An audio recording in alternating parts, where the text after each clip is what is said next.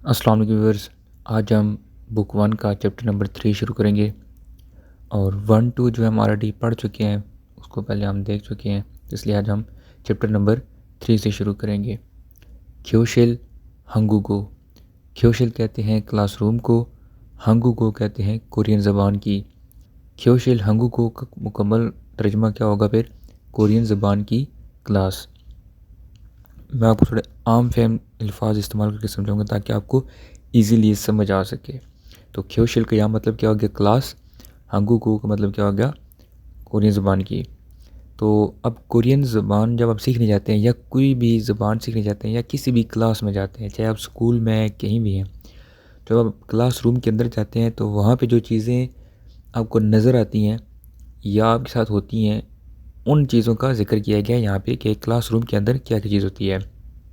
तो सबसे पहले क्लास के अंदर टीचर होता है या टीचर होती है, उसे क्या कहते हैं हम? सुन सिंग नेम। सुन सिंग नेम कहते हैं उस्ताद को, टीचर को। उसके बाद होता है हक सिंग। हक सिंग कहते हैं तालिब इल्म को, स्टूडेंट को। जाहिर सी बात है, क्लास है तो क्लास के अंदर कौन से क्या होंगे? तालिब इल्म होंगे, शागिर्द होंगे। उसके बाद है फन छिंगू। फन छिंगू कहते हैं क्लासमेट को, जो आपके क्लास में पढ़ता हो, आपके साथ पढ़ता हो आपकी क्लास के अंदर, उसको क्या कहते हैं? फन छिंगू कोरियन ज़बान में। छिलफन। छिलफन कहते हैं जो आपकी क्लास में बोर्ड लगा होता है। अब वो वाइट बोर्ड भी हो सकता है, ब्लैक बोर्ड भी हो सकता है, दोनों को छिलपानी कहेंगे। नेक्स्ट होता है छिकसंग। छिकसंग कहते हैं उस बेंच को जिसके ऊपर आप कॉपी वगैरह रख के लिखते हैं, उसको क्या कहते हैं? छिकसंग। या किताब रख के पढ़ते हैं, उसको हम क्या कहते हैं? छिकसंग कहते हैं। आगे उइजा। उइजा कहते हैं कुर्सी को जिसके ऊपर आप क्लास में बैठते हैं, और किसी भी कुर्सी को उइजा कहेंगे। उसके बाद कहता है छिक। छिक कहते हैं किताब को। अब यहाँ पे छिकसंग इस छिक से मिला के बनाया गया है कि किताब रख कर पढ़ने वाला बेंच। मिसाल तो मैं मिसाल दे रहा हूँ इस तरह से आम फहम समझाने के लिए आपको। और उसके बाद देखिए खोंगचेक। खोंगचेक। खोंगचेक कहते हैं नोटबुक को, जो जिसे आप कह सकते हैं कि खाली कापी, रफ कापी जिसके ऊपर कुछ लिखा ना हो, सफ़ेद पेपर हो, खाली पेपर हो, उसको हम क्या कहते हैं? खोंगचेक कहते हैं। उसके बाद आगे नीचे चल रहे हैं तो उसके बाद आता है योनफिल। योनफिल कहते हैं लेड पेंसिल को, कच्ची पेंसिल को। Bull pen. बुल पेन नाम से ज़ाहिर है, बॉल पेन जो हमारे पास ब्लू पेंसिल होती है या रेड पेंसिल किसी भी कलर की, उसको हम बॉल पेन कहते हैं। चियोगे। चियोगे कहते हैं रेज़र को, रबड़ को, जो हम लेड पेंसिल से लिखी गई चीज़ को रेज़ करने के लिए, मिटाने के लिए इस्तेमाल करते हैं। उसके बाद आगे है फिलथोंग। फिलथोंग कहते हैं पेंसिल केस को, या आम ज़बान में तो ज्योमेट्री बॉक्स को हम कहते हैं, या pouch को कहते हैं, जिसके अंदर हम मुख्तलिफ़ किस्म की चीज़ें रखते हैं, जैसे पेंसिल हो गया, रबड़ होगी, इस तरह की चीज़ें हम उसके अंदर रखते हैं, तो उसको क्या कहते हैं? ज्योमेट्री बॉक्स, फिलथोंग। शीगे। घड़ी जो आपके घरों में लगी होती है या क्लासरूम के अंदर लगी होती है, उसको क्या कहते हैं कोरियन ज़बान में? शीगे। थलयोग। थलयोग कहते हैं कैलेंडर को जिसके ऊपर डेट वगैरह लिखी होती हैं, डेट चेक करने के लिए, उसको क्या कहते हैं हम? थलयोग कहते हैं। उसके बाद आते हैं छंगमुन। छंगमुन कहते हैं खिड़की को, जो कि क्लासरूम के अंदर भी हो सकती है, घरों के अंदर, कमरे के अंदर भी हो सकती है।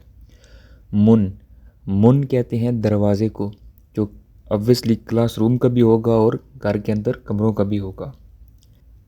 जब आप क्लास में पहुंच जाते हैं तो सबसे पहले आपको क्या कहा जाता है कि किताबें खोलें। तो छेक को होगी किताब, और ये जो आगे लिखा हुआ है इल, इसका ये ग्रामर है, तो इसको हम फिलहाल इग्नोर करते हैं। हम आगे पढ़ें, वो आगे जब जो जो आती जाएगी ग्रामर में आपको बताता जाऊँगा। फ्योसेओ।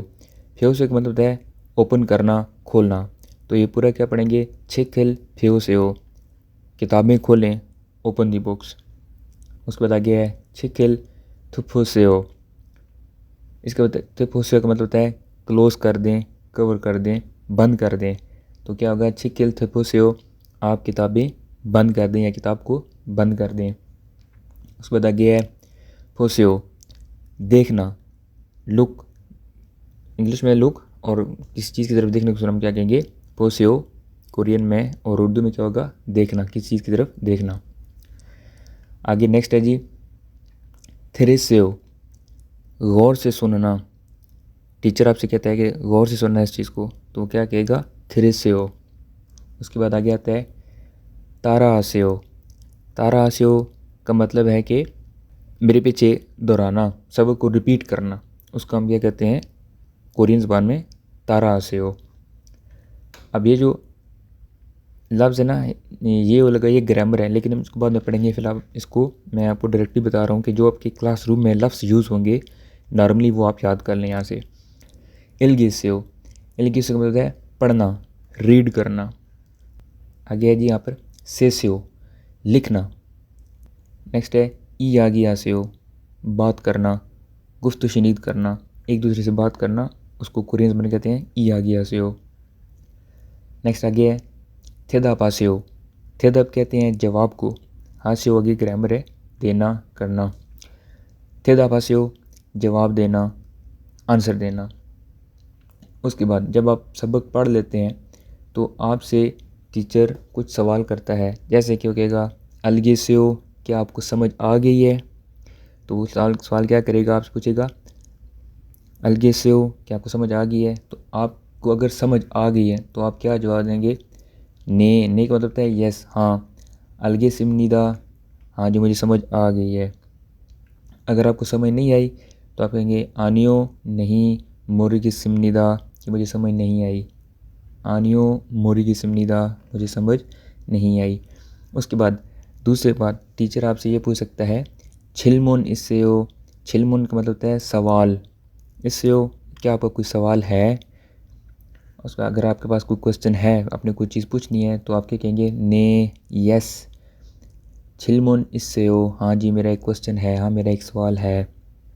और अगर आपके पास कोई क्वेश्चन नहीं है तो आप कहेंगे आनियो छिलमुन उपसिमनिदा, क्या कहेंगे, आनियो नहीं छिलमुन सवाल, उपसिमनिदा नहीं है, आनियो छिलमुन उपसिमनिदा, नहीं मेरे पास कोई सवाल नहीं है। जी तो व्यूअर्स, ये थी हमारी आज की वीडियो बुक 1 के चैप्टर नंबर 3 की। इस वीडियो को ज़्यादा से ज़्यादा शेयर करें और लाइक करें, कमेंट करके बताएं कि आपको कैसे लगी। तो मिलते हैं नेक्स्ट वीडियो में, तब तक के लिए फ़ी अमान अल्लाह।